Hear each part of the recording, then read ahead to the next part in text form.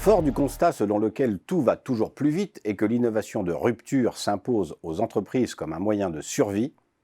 les entreprises n'ont pas d'autre choix que de s'adapter, d'être toujours plus réactives en se montrant flexibles à tous les niveaux, en tout temps et en tout lieu.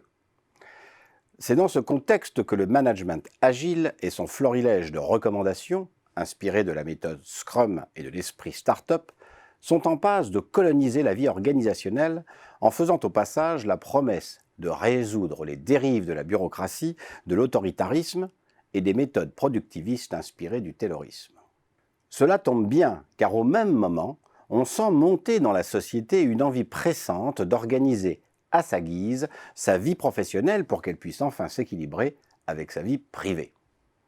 Les solutions agiles semblent ainsi répondre pleinement à ce désir de liberté en incitant les entreprises à repenser le travail et implémenter de nouvelles façons de collaborer ensemble avec l'aide providentielle du numérique et son cortège d'outils prodigieux tels que Zoom, Teams, Slack et Z.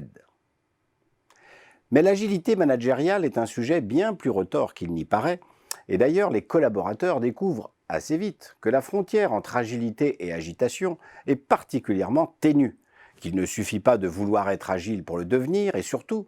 que le changement permanent agit comme une hormone de croissance sur l'instabilité générale du monde. Bien entendu, il ne s'agit pas ici de vanter les mérites improbables du conservatisme stratégique, de l'inflexibilité managériale et de la sclérose organisationnelle. L'objectif est plutôt de dépasser la question de l'efficacité des méthodes agiles pour s'interroger sur la raison d'être de cette agilité. Car il y a fort à penser que l'agilité au sens de l'adaptation continue des entreprises aux transformations du monde moderne pose problème. Par exemple, dans son ouvrage « Il faut s'adapter », Barbara Stiegler soulève la question des limites de cette adaptation propre au néolibéralisme et à la mondialisation. On peut également se demander si la complexité engendrée par ce nouvel ordre mondial est vraiment maîtrisable et si elle est finalement compatible avec nos modèles de société démocratique. Et puis la nature humaine,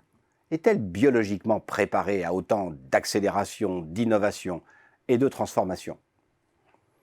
Vu sous cet angle, quel rôle les entreprises devraient jouer alors qu'elles ne sont finalement que les rouages d'un ensemble qui les dépasse, mais où, sans l'intervention judicieuse des États, c'est bien une raison darwiniste de la société qui s'impose en favorisant les plus aptes à prospérer, ceux-là même qui font un usage immodéré du principe schumpeterien de la destruction créatrice. On peut donc se demander si l'impératif d'adaptation à un monde qui enchaîne les crises et les dissatisfactions à un rythme impressionnant est un progrès vraiment souhaitable. C'est en tout cas le message que nous adressait le philosophe Jiddu Krishnamurti lorsqu'il suggérait que ce n'est jamais un signe de bonne santé que d'être adaptable à une société régulièrement malade.